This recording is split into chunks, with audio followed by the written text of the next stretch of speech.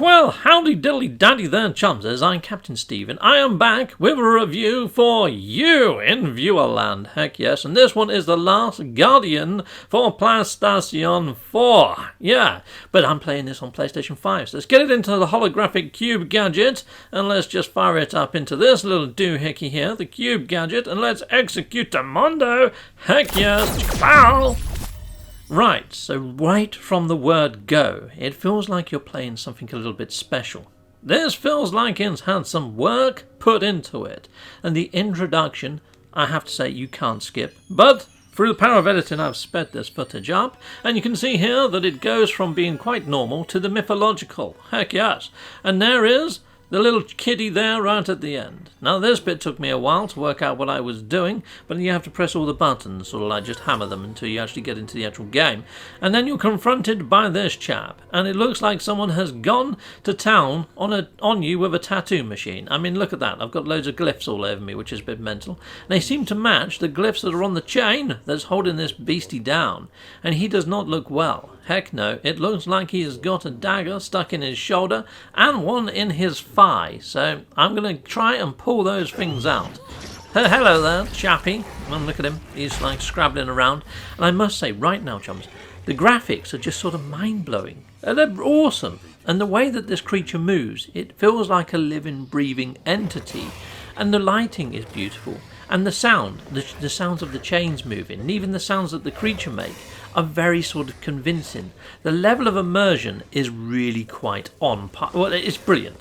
It's beyond what I'm seeing even on PlayStation 5. I mean, there's not many titles out on PlayStation 5, but this looks like it could be a PlayStation 5 game with the amount of physics, the AI movements of the creature, the sounds, everything. It just feels like a next-gen game, even though that it's a previous generation game. And I'm really hoping that Team Sony pulls something out of the bag that is as good as this, or as good as Shadow of the Colossus, another game by the same team. Shadow of the Colossus, I would say, just about pips this game for me. But we get to the scores towards the end.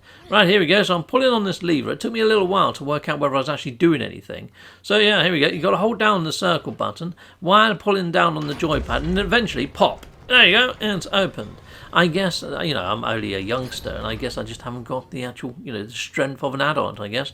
But here you go, you get these little barrels. Now, I've pulled out the sword in his rear end, but every time I tried to get to his head end, his wings would knock me off, so I can't actually pull out the blade. So I have to actually distract him. So I'm doing this with these barrels. I'm figuring he's going to eat them. And you notice how these butterflies are sort of following me around. That happens throughout the game. I haven't worked out what that's all about yet. And you see his little horns are sort of glowing blue at the top, and the barrels are glowing blue. There seems to be a lot about this glowy blue stuff. And I'm wondering whether feeding him these barrels are going to give him extra abilities further into the game. So here we go. He managed to get him to eat a barrel. Well, no, I haven't. I'm putting the barrels in front of him. I've put 2 in there. There is 3 barrels in this area. But here we go. It looks like he's going to eat them, and the narration tells you he's a little bit reluctant to eat while you're close. So you move away, and then as if by magic, he eats. And this is what I'm on about with the AI of the creature. It looks so believable that it's a real living, breathing creature. It's so cool. I'm really blown away by the AI of the creature. It's awesome. Now the actual sounds as well, you can actually hear the creature breathing, you can hear sort of like little frogs and cricketsy type sounds in the background. You know what, I'm going to shut up and let you listen for a bit.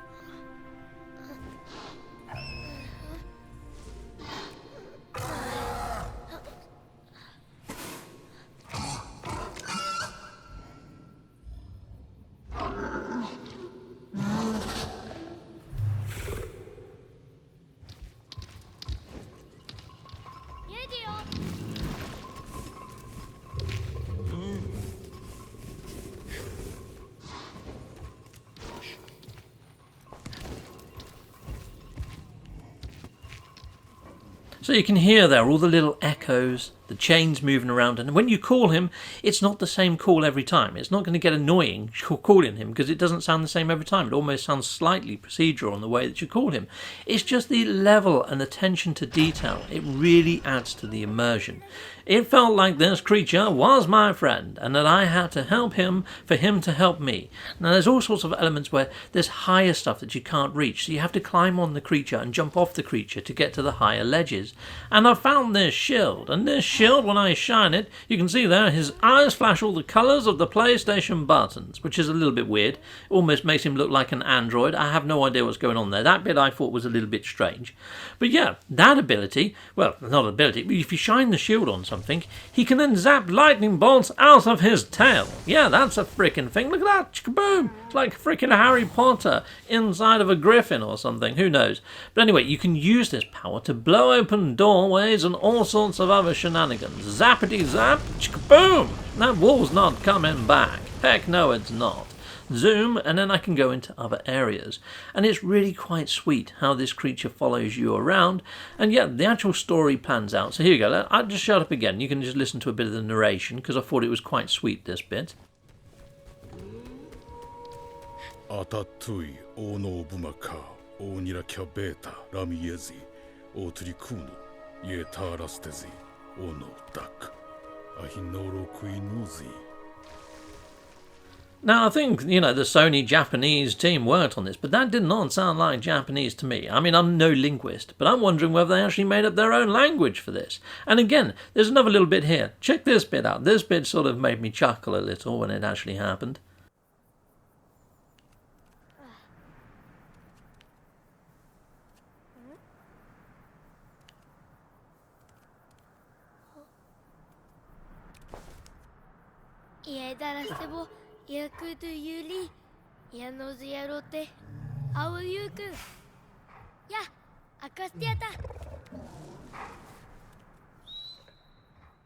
Yeah, thank you for helping me this far. Stuff you. You're stuck in there. I'm out here, so I'm doing good and you're not. Ha ha ha.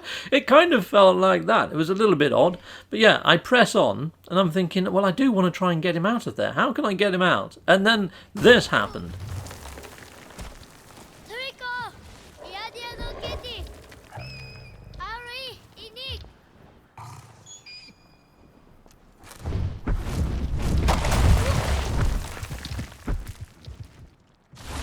The relationship, the bonding between this little lad and this strange creature, the Guardian, I guess I need to call it since it's the last Guardian, is just epic. It's beautiful. And the world itself is beautiful. I'm hoping that the world opens up into some sort of rolling landscape.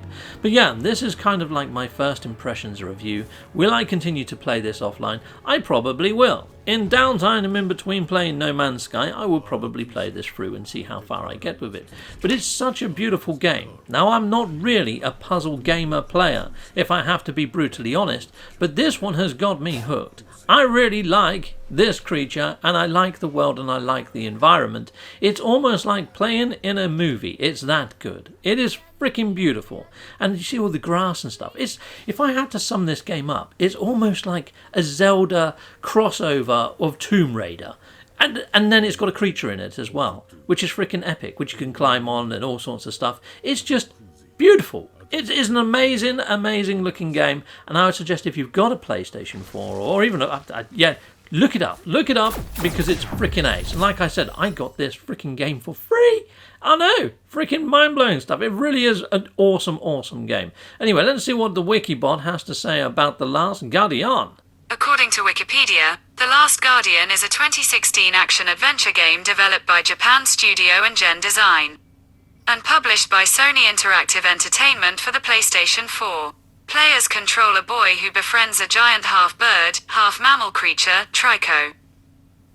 Well, isn't that coincidence? I called mine Triceratopsy creature in No Man's Sky Trico. Heck yes, freaking ace. Well, I thought this was brilliant. Let's go and see what EXO has scored this when it comes to actual math, when it comes to numbers. Put them on the screen, Mr. EXO. Graphically, I'm scoring this game a 9.6 out of 10. It really does look like it's a next-gen console game. The music and sound effects, I'm scoring a 9.6 out of 10. The musical score is fantastic, and the sound effects really add to the level of immersion and ambience. gameplay-wise, I'm scoring this a 9.4 out of 10. There were a couple of odd camera angles and a few control niggles at times, but they were very rare and infrequent. The total score I'm scoring for The Last Guardian is a 9.5 out of 10. This game is a must-have game for anybody that likes a puzzle adventure. Well, chums, I really enjoyed this title, and yes, I got it for frickin' free, which is heck yes, and that's a double thumbs up. And yep, the graphics and everything else about this game is just simply mesmerising. I'll go as far as to say as mind-blowing. Heck yes, I hope you guys out there enjoyed this review, and I hope you check it out. Until next time, you've been awesome. I'll see you soon. Goodbye, goodbye, and goodbye again. I want to say a massive, great big thank you for watching. If you like what you see, please like and subscribe and hit that notification bell. And thank you to my backers over on Patreon and on YouTube membership. If you do want to support this channel, you could just not skip my adverts. That throws revenue down my avenue. Or stay with Captain Steve a little bit longer and hit something on this screen. Heck yes, and there's also merch on this screen now. Awesome!